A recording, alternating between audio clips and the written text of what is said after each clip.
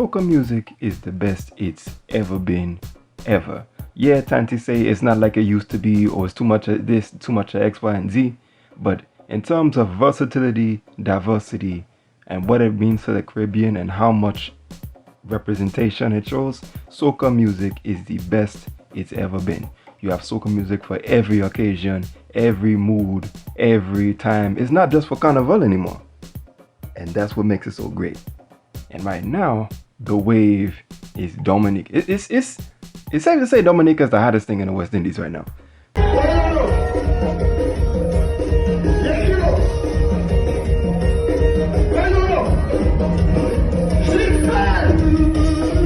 Between this year and last year, nobody's been hotter than Dominica. Every island wants a feature. Every island wants some produced by Little Boy or DJ Taffy and them.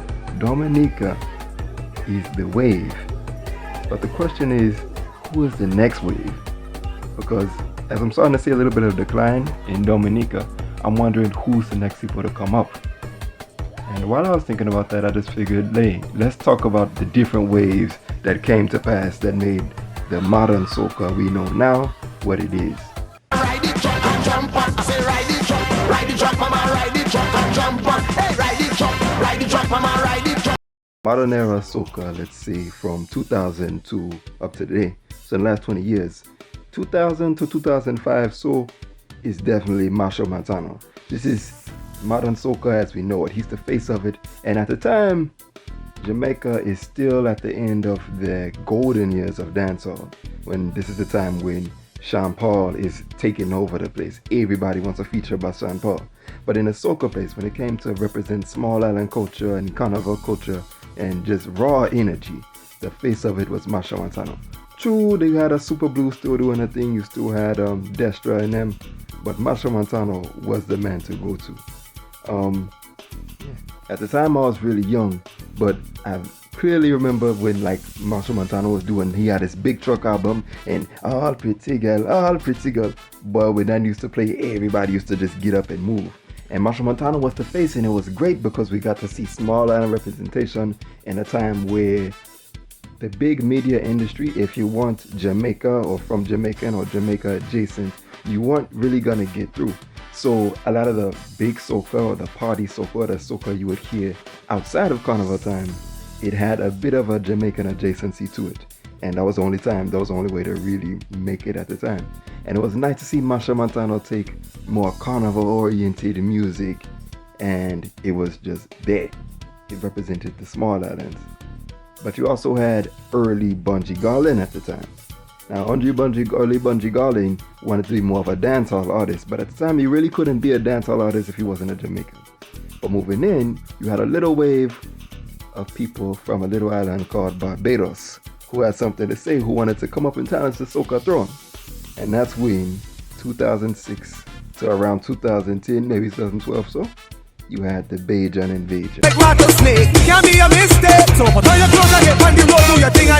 Invasion, you had a Rupee, Alison Hines, and they were the forerunners and in the main front. But at the time, they still had to have a little bit of a Jamaican adjacency to be some kind of, to make popular, to make the thing. But my specific people that I really enjoyed at the time were Major Stabby and the Chinese Connection. And if you remember the dance they were doing, if you remember how everybody knew the dance.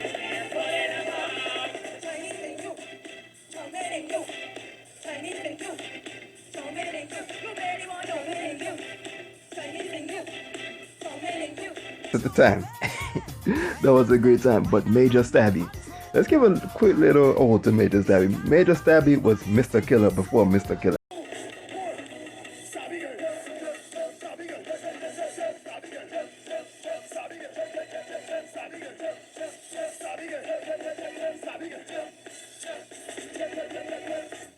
I'm a thin dude, and I'm probably going to be a thin dude for the rest of my life. But Major Stabby made thin dudes look good. I remember watching Major Stabby being like, yo, if I could be built like a Major Stabby, but still be thin and still have like the moves like Major Stabby, yo, I could be a killer in these streets. Major Stabby and a Chinese Connection, they came through. But also Alison Hines had a major wave. She was making a lot of the big carnival staple songs that we still have to have today. If you throw a Caribbean party and the DJ doesn't know anything, most likely he's gonna play an Alison Hinds song. They're classics, and that was the Bajan era. One person people forget about, while Alison Hinds and them were the face of Barbados soca, they're very much soul and heartbeats and life of what the Barbados sound was Lil Rick. Lil Rick had a huge wave. Lil Rick, like when you said Barbados Bashment, you said Lil Rick.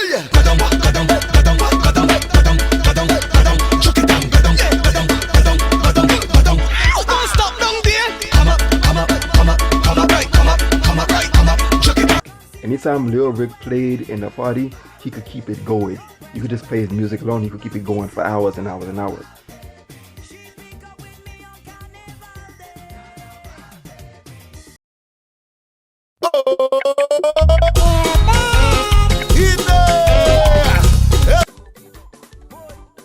Trinidadians and Barbados were going in like the late 2000s. You had a small movement in the Creole Islands. Yes, there was a lot of music that was very carnival day oriented, but the small islands, the Creole Islands, Grenada, Vinci, St. Lucia, Dominica, said, hey, we Juve people, we want something a little more Juve oriented. And that's when you see faces like Tall Pre, Ricky T, and I Wear. Even though I Wear was from Trinidad, it showed that there was a small movement of something more dirty. They wanted a more dirty soca. They wanted a more gritty kind of thing. Yes, Tall Pre has been around for a long time, but this time was a little bit different. 2010 to 2013, 2014. So you got to see more Juvie kind of oriented produced music. Ricky T, Pressure Boom. To this day, Pressure Boom play. Everybody knows what time it is. You also had a small movement in Grenada. There's not a Grenadian over the age of 20 who doesn't remember this small movement that started more so around 2009, but it really blew up around the 2012-2013 era. There was a man, a very madman, some people might call him the real madman himself, Lava Man.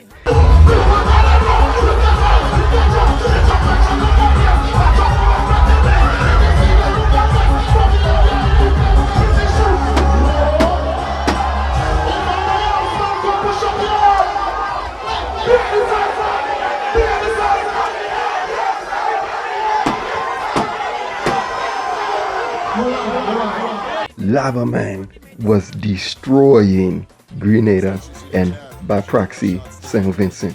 Anytime Lava Man used to touch the mic, he had this kind of voice with a lot of power, and it would just wake up the Africa in you. But moving on, there was also a very specific rhythm. 2012. To this day, there has not been a more extreme, more hard rhythm. When a rhythm plays, everybody either gets possessed or they get afraid. And that specifically was the gutter rhythm.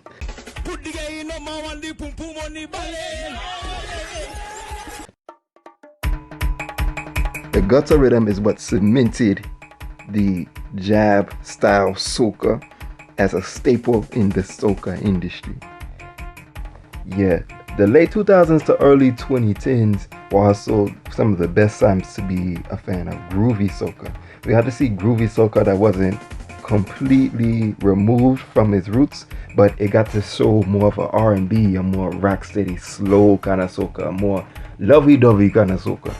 And it was modern, it was hip, it was new, but it was still groovy. Patrice was really coming to own. Corin Dubois was really starting to do his thing. Sure Wayne, I Wear too, but I think it was more so like that.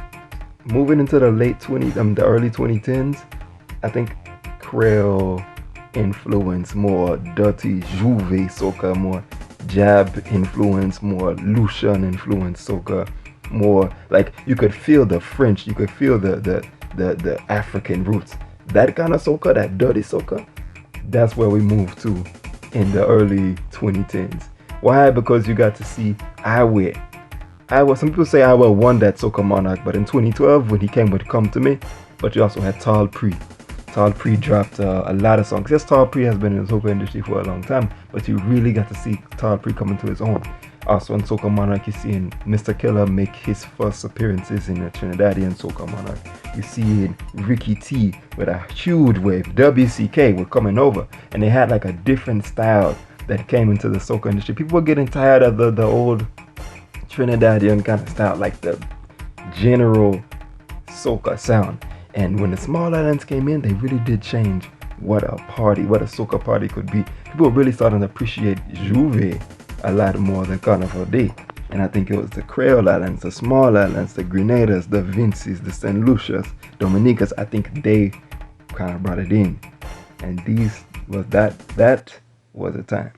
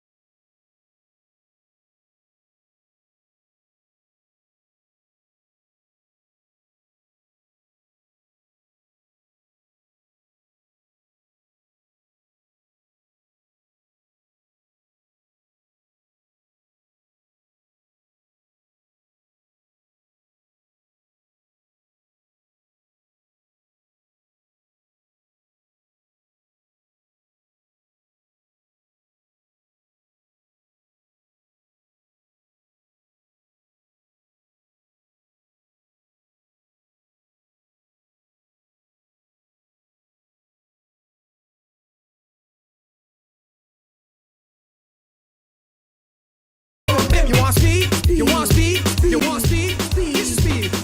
Rate it, rate it, rate it, rate it, rate it. The mid-2010s of soca is when we really got to see soca modernize and really level up to the music and really show what level of production, what level of music soca could really be.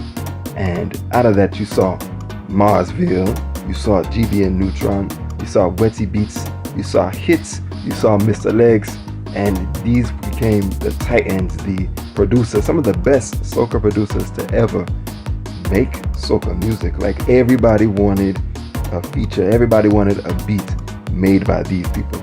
And out of that, you got to see a lot of the faces from other islands, the modern faces of soca, the modern titans of soca, especially not coming from Trinidad. You got to see them. Who? Your Mr. Killer, your Problem Child, Skinny Fabulous, Lil Natty and Thunder. These people came from our great producers who oftentimes they don't get the love they deserve. When these people make a beat, it's almost impossible not to get a hit. But also in the mid, you also got to see Bunji Garlin and naturally Faye Ann. Bunji Garlin really challenged who was the quote-unquote king of soca. It wasn't Masha Montano, like it was a legit conversation. Bunji Garlin was making huge hits. Bunji Garlin modernized what soca music could be. He added a rap element, he added a flow element to what soca could be. And in the mid-2010s, Bunji Garlin really made himself the face of soca music. But also, again, Lava Man is really starting to hit his peak at this time. And what a Grenadian soca, what a jab, a dirty soca could be. Ricky T is really starting to hit his peak. Problem Child and a lot of the soca classics, the staples of what power soca really is. Problem Child is there. Skinny Fabulous is there. And it was a couple of years later that we really got to see it all come together. And that song was Family. So why get that so funny? There's so much fun.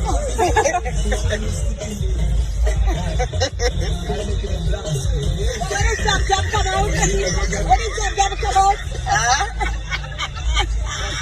Well, let me tell you one time, family is family. Everywhere we go. Before we get to Family, you gotta understand how we got there, because you can appreciate the beauty of Family without understanding the time. Around the mid 2010, 2015, 2014, 2015, 2016. So the attitude of exclusivity from island to island, it really started to shift. Mind you, before then, when Ricky T dropped Pressure Boom and a couple songs, a lot of people from Dominica were angry. They said, hey, you took some of Bouyon, you took some of what is unique to Dominica and you turned it into your own, and Dominica doesn't get the credit. Or when I Wear George made Come To Me in 2012, a lot of people from Grenada were very angry. They said, hey, you're making a jab track, you're doing something from Grenada. Grenada doesn't get the credit, you just turn it into Trinidad. Or there are many ideas like that. There are many, but family, and like the One Caribbean, you never really got to see One Caribbean before family. Let me tell you, family, it opens up like a jab. It opens up like a jab, and when the bass, before the bass drop, the build up is very jab. Yeah? And when it moves to like right before the bass drop, it becomes more of a bouyon. Yes? And when the bouyon starts and it finally drops, it becomes more of like a power soca, like between something mixed with like a Saint Vincent and a Grenada and a Dominica all together. But you have a Vincentian artist and you have Bungie Garland on it as the faces, the Trinidadian soca, and it all comes together as one, and it was the most beautiful thing, and everybody was jumping up to it at the time, and it was just wow. And soca production, the producers, because at the time you also got to see people like Akayu Sweet. You're seeing the different variations, the different genres, the sub-genres, how much variety you got to see in soca, and it was all a thing. No longer was it you didn't have to have dancehall alone playing in a West Indian, in a small island party. In a small island party, you didn't have to have dancehall playing or dancehall being a majority of the thing whenever things started to die out. You got to see every island represented. And that was the beauty of family. Akayu Sweet coming out of St. Kitts. You got to see, well, let's talk about it. Prado, Mobster Records. What we tell them? Hey girl, my girl, listen. Hey girl, what's your name? Since the time I'm watching you, I want to wine on you, my girl. Don't mind me, I'm okay. I'm not. And I think it was this wave that made Dinnery and Dinnery segments really blow up like they should have. They were live music, it had an edginess, it had a slackness to it. They're speaking their patois, and patois was really starting to resurge. You were seeing a lot of soca artists, even if they weren't from St. Lucia, they started to embrace their Creole roots. You were seeing patois spoken, patois lyrics in Trinidad soca. You were seeing patois lyrics in Grenada soca. You're seeing more patois in even St. Vincent and Trinidad. But it was St. Lucia that really started to make a face in the late 2010s, like 2018, 2019. I think that was, even 2020, I think that was St. Lucia's time. Ompa, Jada Jaquan, Prado, Keisha, they wanted dinnery. They wanted dinnery segments and live music. And it's sad because I think COVID really destroyed the dinnery wave. Like, had COVID not happened, what Dominica is today, I think it wouldn't be Dominica. I think it would very much be St. Lucia. Dominica would still be very popular. Dominica would still be there, but I think the face of this current wave, I think it would very much be St. Lucia. It was just unfortunate that COVID happened and they never really got to be what they really could be. COVID killed the jab movement as well. I think Grenada could have also been a lot more popular, but they had 5 solid years to really hit their peak, so it's only natural that it's safe to say that maybe they would have died off anyway. But St. Lucia never really got to hit their peak. But that party soca, the kind of soca where you could just sit there, zest up, make a zest, make anything where you could just sit there and the girls could dance really slow, they could dance more sensual, they didn't have to wind up really, really, really hard. It wasn't overwhelming, it was party soca. It had an edginess to it. It's for the young people, it had a slackness to it. You could see that it came from the ground up. It was what the young people wanted. Because it didn't sound like what Trinidadian soca or like what the face of soca, what carnival soca was supposed to be. And that was a really good time to be. No, it wasn't always appropriate to have around children, but it was a wave in of itself, and I fully appreciated it. I loved it at the time. But it was that slackness, that dirtiness, that from the ground up, that live music, that creolness, that everything that got us to what is today. The Dominica wave, the Bouyon wave. Dominica and Bouyon is destroying things, or it was destroying things, because now I'm starting to see it make a little decline. Now that everybody has had the time to receive Bouyon, everybody has got a little piece of it. You see in Barbados doing a little Bouyon, Grenada did like a little Bouyon mix. Everybody is doing a little Bouyon mix with their soca. But the question is, what's next? Who is the next people?